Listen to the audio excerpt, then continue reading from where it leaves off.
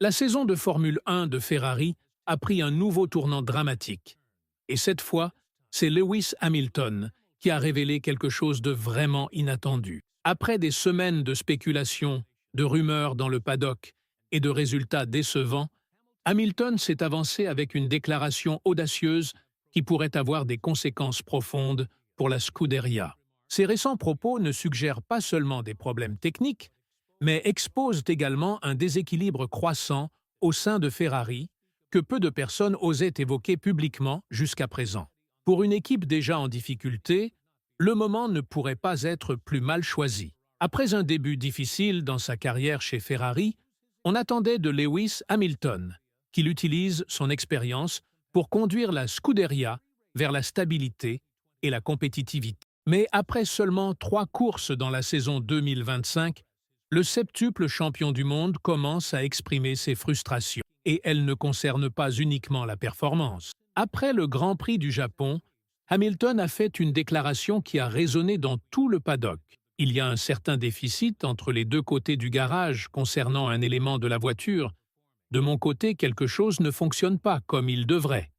Ce n'est pas une remarque anodine. Hamilton choisit soigneusement ses mots et suggère que sa voiture, ou du moins un de ses composants critiques, ne fournit pas ce qu'il devrait. Plus important encore, il sous-entend que Charles Leclerc, son coéquipier, ne rencontre pas ce problème. Cette déclaration touche directement au cœur de l'équité et de l'égalité au sein d'une équipe de Formule 1.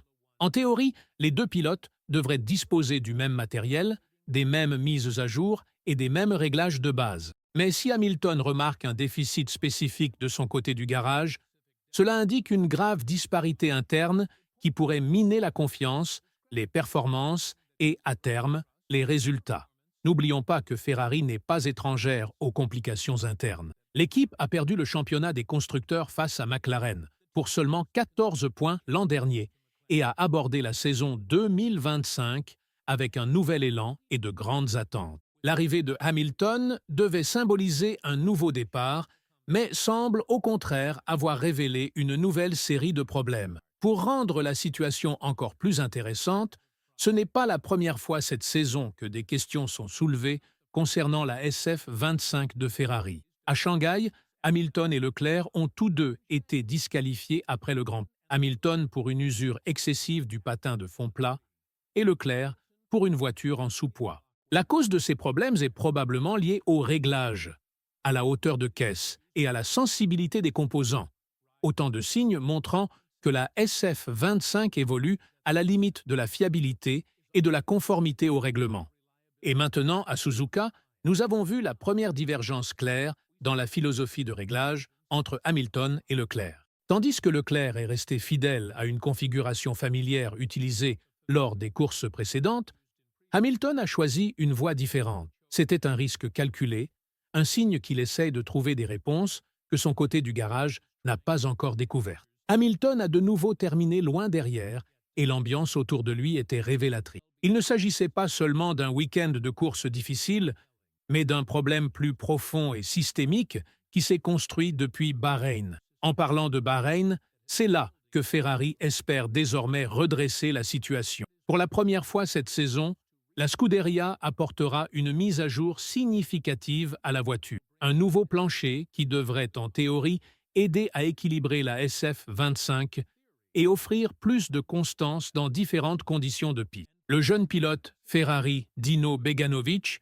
prendra le volant de la voiture de Leclerc lors de la première séance d'essai libre, tandis que Hamilton testera la nouvelle configuration du plancher. C'est une occasion cruciale pour le Britannique de voir si cette nouvelle mise à jour peut enfin résoudre le manque de performance qu'il ressent. Hamilton, pour sa part, semble prudemment optimiste. S'adressant aux médias avant le Grand Prix de Bahreïn, il a déclaré que l'équipe avait travaillé incroyablement dur pour apporter ces évolutions, que ce week-end pourrait être un pas en avant, mais qu'il savait que cela ne comblerait pas totalement l'écart. Il s'agit d'avancer dans la bonne direction. Peut-être encore plus révélateur fut l'aveu de Hamilton, selon lequel il apprend de Leclerc. Il a reconnu qu'il observait comment le monégasque règle sa voiture, comment il communique avec l'équipe et comment il aborde la résolution de problèmes. C'est une confession rare pour quelqu'un du calibre de Hamilton, et cela montre que, malgré les tensions, il existe un respect mutuel et un désir d'amélioration. Cependant, le fait reste que Ferrari ne fournit pas une voiture permettant aux deux pilotes d'extraire les mêmes performances. Et si le côté du garage de Hamilton continue à rencontrer des incohérences ou des problèmes de composants, les conséquences à long terme pourraient être graves. Il ne s'agit pas seulement des résultats de course, il s'agit de la confiance au sein de l'équipe, de savoir si Hamilton se sentira véritablement soutenu dans son nouvel environnement et si ce transfert tant vanté vers Ferrari le rapprochera d'un 8e titre mondial ou l'en éloignera encore davantage. Ferrari ne peut pas se permettre une nouvelle saison chaotique, pas avec une McLaren plus forte que jamais, pas avec une Red Bull qui regagne de l'élan, pas après avoir recruté l'un des plus grands pilotes de l'histoire avec la promesse d'un renouveau. Et au-delà de Bahreïn, une histoire encore plus grande commence à se dessiner.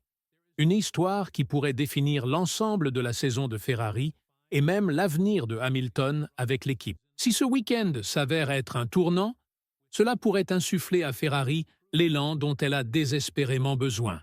Une percée avec le nouveau plancher, un rythme de course constant et le sentiment que Hamilton parvient enfin à exploiter pleinement le potentiel de la SF25.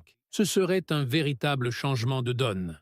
Cela pourrait signifier que le département technique de Ferrari, après toutes les analyses et pressions, a enfin trouvé une voie à suivre. Et pour Hamilton, cela pourrait restaurer la confiance dans le fait que ce transfert n'était pas seulement symbolique, mais stratégique. Mais si les résultats à Bahreïn ne montrent pas de réels progrès, si Hamilton est toujours à la traîne, continue de lutter contre des incohérences ou éprouve des difficultés à obtenir le retour d'informations dont il a besoin de la voiture, alors de sérieuses questions commenceront à émerger. Des questions sur les priorités internes, sur le contrôle de la qualité en ingénierie, sur la manière dont une équipe avec les ressources de Ferrari peut livrer deux voitures avec des comportements si différents, et peut-être surtout, des questions sur combien de temps un pilote comme Hamilton, un vainqueur confirmé et un compétiteur acharné, sera prêt à tolérer un environnement qui ne semble pas construit pour le soutenir pleinement.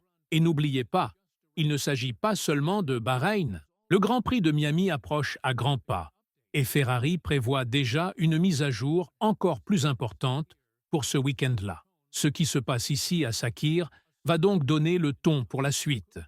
Une base solide maintenant pourrait offrir à Ferrari la plateforme nécessaire pour réduire l'écart avec McLaren et Red Bull dans les semaines à venir. Mais si cette mise à jour déçoit, Ferrari pourrait être contrainte de repenser toute sa stratégie, la dynamique du garage et la manière de gérer deux pilotes de classe mondiale tirant dans des directions différentes. Au final, cette situation ne concerne plus seulement les réglages ou la rigidité du plancher.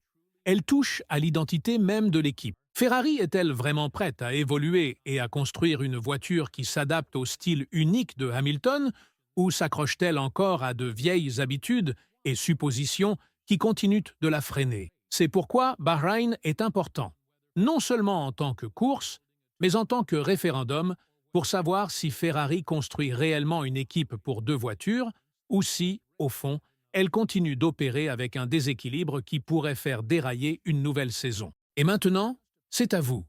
Quel est votre avis? S'agit-il simplement d'une phase d'adaptation pour Hamilton et Ferrari, ou les fissures commencent-elles déjà à apparaître?